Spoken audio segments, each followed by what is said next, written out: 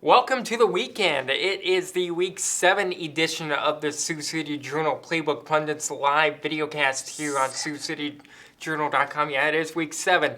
I'm Sports Editor Zach James. This is Assistant Sports Editor Shane Lantz. And coming up in this videocast, we'll go over the games that are being played tonight, and we'll talk about some college games that will be played over the weekend as well. It's not as hectic of a weekend with in town, but still a little bit going on around the area. Always football happening in this area. Yes, and like Shane pointed out, it is Week 7 in the high school season. It seems to be a running thing on this show. Every time you tell me what week it is, I just act surprised. Well, you act surprised when I told you the volleyball playoffs were starting in a week and a half. God, it's coming so And the quickly. cross-country playoffs start next week with conference meets and district the week after that, and state cross-country's in 3 weeks on the Iowa side. So Feels like fall just started. well, it's still summer-like weather, so it kind of still does feel like summer a little bit. But the temperatures will cool down, meaning the football season is going to fire up, and that kind of starts tonight as we turn the corner on the final third of the season.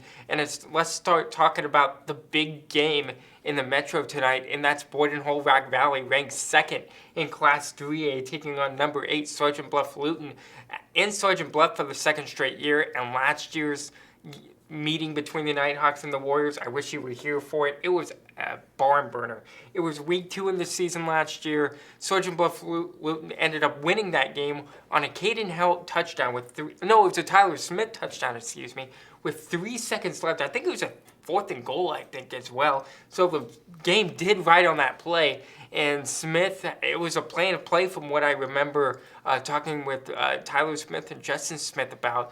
And I expect tonight's game to be just as eventful as last year's was. Both teams are very, very good, as we've seen throughout the season. So I think this game between the Nighthawks and the Warriors tonight will come down to probably the final possession. Yeah, I mean, those are the best kind of games to cover and the best time to attend as a spectator, is where you have two teams that both feel that they should be the winner of this. I mean, both of them outstanding seasons so far. I mean, we've covered SBL many times and got so many photos of them at this point. But yeah, I think Boyden Hull Rock Valley, I mean, this is a huge one for them. And it seems like it's just becoming a big rivalry right now. I mean, after last season's game, as you alluded to, I mean, that's kind of the thing. The fans are expecting a big show. You got to follow up the original with a good sequel. So, and you're going to be covering this game tonight, Yes, right? I will be covering the game after we put the paper to bed. I'll be down in Sergeant Bluff, hopefully for the second half. I'll try and tweet out a final score down there. You can follow me at Zachary W. James. I hope to have a couple video highlights from that game as well, so check that out. Let's shift to your game just for a quick second so we don't forget about it. Bridgewater Emory Ethan travels to Elk Point to face Elk Point Jefferson tonight. We can kind of call that a Metro game since a little bit of their school district does kind of touch the Metro area. What do you know about the Huskies? Well, I know right now... Elk Point Jefferson Huskies, not the Washington Huskies. Yes. Yeah, that's kind of the fun thing. It's the Bridgewater Emory Ethan Seahawks versus the Elk Point Jefferson Huskies. So my college team versus the team that I grew up rooting for in professional football. So my loyalties will be tested here tonight. But I know that they both come in with pretty good records. I believe they're both 4-2 right now. Elk Point Jefferson coming off of a 34-28 loss last week, so they're looking to bounce back against what's going to be a tough opponent. And I'm just excited to kind of check it out. I haven't been up to that stadium before. I've driven by it, as we mentioned, several times. And I'll read you a few of just my highlights here. I mean, we have Benjamin Swatek and Lucas Huazer. Sorry, tough time talking. Yes. Both leading the team in rushing right now, and this is going to be the penultimate game of the home season right now for the Huskies. So you know that this is going to be an important one for them as the season's kind of winding down, playoffs are approaching. So yeah, I'm expecting a big game, and yeah, should be a lot of fun. How can people follow along with your game tonight? Well, they can follow, I will be on Twitter at Shane M. Lantz, and they can follow you at your handle of Zachary W. James. That is correct, yes. Let's jump back into the Metro schedule for tonight. Let's talk about the game that's going to be at Olson tonight. Urbandale coming to town to face West. I think that's going to be a huge test for West. Urbandale, I think it's ranked sixth in Class 4A. They're clicking on all cylinders right now. I just don't know how West can shut down the Jayhawks. Unless if they can control the ball and Drew Benson can have a really good game on the ground, I think that's the only way West can beat the Jayhawks tonight. I think most of the success that we've seen from West, it does kind of come down to Drew Benson. I mean, whether he is just their biggest playmaker by far. He's the guy that sets the tone, takes the ball, and he basically is the offense right now. So yeah, like you mentioned, it's going to be a huge test for them.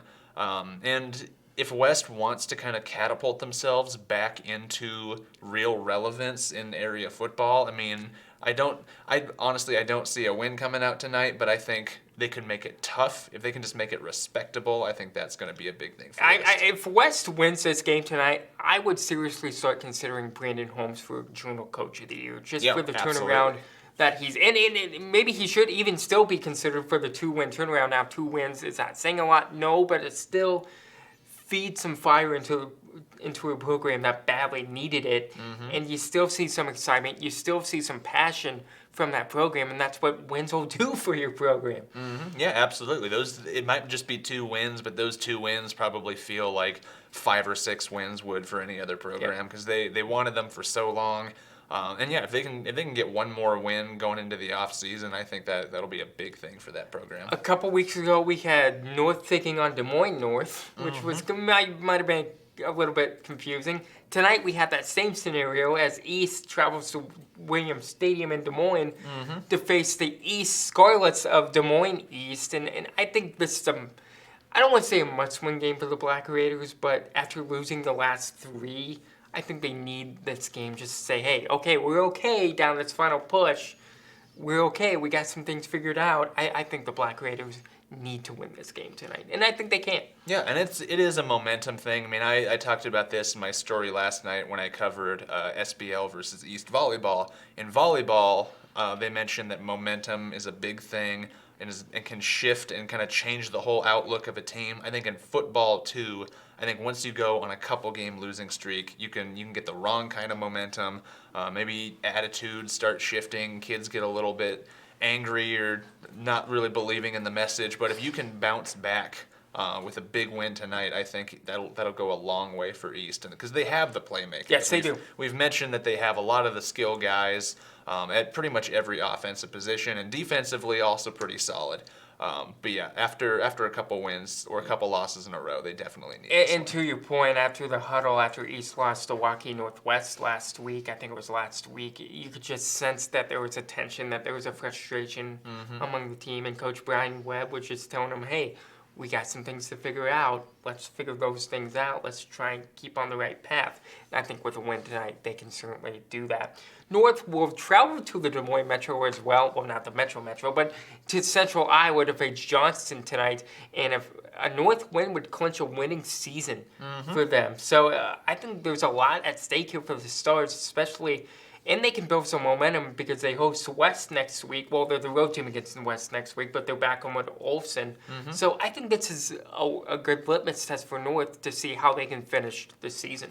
Yeah, and looking at their record when we were doing season previews, I mean, North has been slowly building their program up win by win, year by year. I mean, head coach Mitch Moore, he's just he started with a program that was kind of in a struggling place and is just improving it steadily each year, and I think that's to be admired. I mean, they're doing their thing right now. You can see the improvement. I mean, last week they beat Waukee, and that was a big win for them. That's a big win. I mean, just being there and seeing them celebrating after the game was a lot of fun, and you could tell that it meant a lot. And Desmond Grace, as people probably saw, was our Athlete of the Week. Athlete of the Week, yes. Metro Athlete of the Week this week for his performance on offense, defense, just pretty much does it all. But yeah, coming off of that win, you want to keep that momentum going, as we mentioned. And yeah, I think if they pull out a win or a close one tonight, I think it goes a long way. The Stars need 154 rushing yards to get to that 1,000-yard mark as a team, and it's not just one guy like some other teams have. It's a collective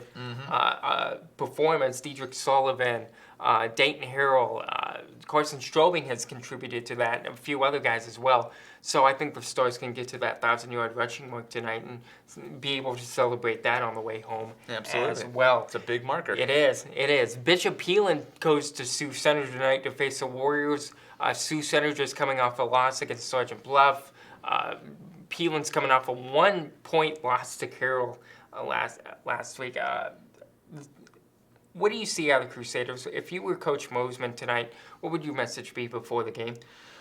Well, after a 1-point loss, I think you just kind of have to get back on the horse, as the saying goes. I mean, if they showed that they could at least battle with a good team, I mean, I don't see them beating Sioux Center tonight. I don't either. But I think if like with West, if they can just make it respectable, have a few moral victories, and go into the final week or two of the season, obviously you want to get that win, but you just want to see progress from a team that's been struggling. Maybe have a running back get over 100 yards, or have a good couple of touchdown passes. Just have some development happen. I think that's really what they need tonight. Sioux Falls Christian comes to North Sioux to face Dakota Valley tonight. Dakota Valley have lost 3 out of the last 4. Last year's game was a thriller as well. Even though Dakota Valley had more yards than the Chargers still won up at Howard Wood Field up in Sioux Falls. Now the game is shifted down here to North Sioux. Do you think that advantage at home will be something that the Panthers can take advantage of? Well, I think with the season that they're having right now, I think home field advantage definitely plays a factor. I mean, when I covered them several weeks back, I mean they still lost their game, but kind of the energy of that home crowd, I think, fed into them in their strong third quarter that they had. So it's not something that I think really pushes teams at the high school level over the top, but I think it definitely helps if you're looking to get a big win, to do it in front of your own fans. Final game in the Metro tonight is South Sioux hosting Omaha Ron Cali. Both teams are under 500, looking for a win to kind of turn the tables here a little bit down the final stretch. So I'll ask you the same question I asked for the Heelan preview. If you were Cardinals coach Chris Stein, what would your message be to the Cardinals tonight? I mean, after they got a couple of good wins, I mean, just tell them to focus on the things that they do well. They've proved that they can beat some teams, and this is going up against a Roncalli team that has just 2 wins on the year. I think it could be a pretty winnable game now for South Sioux. I think it would be disappointing for them if they lost a game to a team with just 2 wins on the year. But I think it's basically just figure out what you do well and do it over a whole game. That seems to be the constant amongst all the coaches that I've talked to. They said we need to figure out our strength and figure out how to do it over 4 quarters. And that's kind of the key when you have kids developing like that. A couple of Siouxland games we'll talk about here. Let's start with what I think could be the game in the whole Siouxland tonight. Unity Christian taking on West Lyon up at Inwood. I think this is a winnable game for Unity, but I think that home field advantage in Inwood puts the Wildcats over the top tonight. Yeah, when you have a couple of tough teams, I think that is, going against what I just said. When you have a couple of tough teams, and one of them has a well-known kind of home crowd that can be a little bit rough and rowdy sometimes, but that's the fun part about football. When you are going up against a team that you feel is kind of your equal, I think that can really push you over the top. South O'Brien is receiving votes this week, and I think with a win, they'll be ranked. I think I'm going to rank them in this week's poll if the Wolverines win tonight. And I think the Wolverines do win tonight, especially. But the Westerners will come with a high-powered offense. Cade Walkingstick had a really good game against Hinton last week, so I think this will be a shootout. I wrote these capsules yesterday. I need to look at them again. When you have Akron Westfield, you mentioned Cade Walkingstick, great player. Then on the other side, South O'Brien, you have, is it Parker? I don't know how to say Parker his name. Struve. Parker Struve, yeah, very good player. Has 784 rushing yards this year, 10 touchdowns, and they got a couple of strong defensive players too. Yep. So I kind of see South O'Brien taking this one, but I think Akron Westfield definitely can put up a fight. In terms of the college landscape on Saturday, we've got, I think, 5 games in the area. And you're going to cover Mount Marty at Dortson, Briarcliff, and Morningside are both on the road this week. Mount Marty travels to Sioux Center to face the Defenders, who I believe ranked 18th this week. Don't quote me on that. I know they're ranked, but I don't remember what the ranking is off the top of my head. You talked to Coach Joel Penner this morning. What was your biggest takeaway from that interview? He told me that they really want to focus their offense on getting more effective in the passing game. They have several top rushers. They have a very good rushing attack. They have Josh Bush, and they have several other. Their quarterback can run the ball at any time, but they really want to focus on the passing game and stop committing so many turnovers and interceptions. And he also emphasized that he's very proud of his defense right now. Their linebackers and their defensive backs, they're just really doing what they need to do. And going up against a winless Mount Marty team, I think they feel pretty confident, but Coach Penner does not overlook any opponent because eventually Mount Marty's first win is going to come, and you don't want it to be against you. Yeah, that's right. So I think that's basically what he wants. He's confident that his team is not going to overlook their opponent, and he really wants to see improvement passing. And Mount Marty has played well in the last few weeks. They forced Joe Dolencheck to throw a couple of turnovers. Briar Cliff nearly. Well, they did beat Mount Marty, but it was a dogfight. So I agree with you. I think Coach Penner and the defenders don't need to overlook the Lancers. I don't think this is a trap game. And I think Mount Marty's going to come ready to play and, like you said, get that first win however they can. Yeah, absolutely. I mean, like I said, you don't want their first win to be against you, but eventually it's going to come. It is. But I think Dort's going to pull this one out, and I think if he wants to see improvement in the passing game, I kind of expect to see it. He's a quality coach, quality program, so I'm looking forward to seeing what that looks like. Finally, Iowa taking on Penn State, probably the biggest game at Kinnick Stadium since probably number 1 versus number 2 when Michigan came to town nearly 40 years ago, I think it was, 35 years ago, back in '85. That's a really, really big game for Iowa, and honestly, I think the winner of this kind of has a shot at the college football playoff. I know Iowa and Penn State are both in different divisions. This may be a preview of the Big Ten title game later on. It probably will be. But this game's at Kinnick. I think that makes a difference. I think that will be the difference. I see the Hawkeyes winning and covering, but I think the over/under is at 41. I think last time I saw. I think so. For entertainment purposes only, but betting it's legal here in Iowa, I guess. I think Iowa wins. I think Iowa covers, but I would take the under. What say you?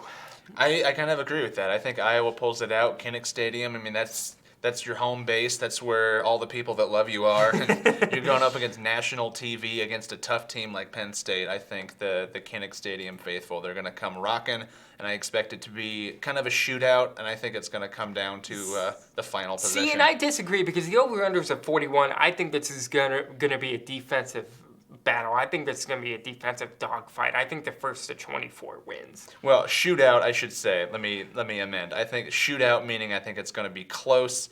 I just think it's going to come down final possession. Maybe it won't be a ton of points, but I think it's going to be last team to possess the ball wins. Yep, I think so too in the Nebraska-Michigan game as well. Vegas only has that at -3 in favor of Michigan. Vegas knows something I don't about this game.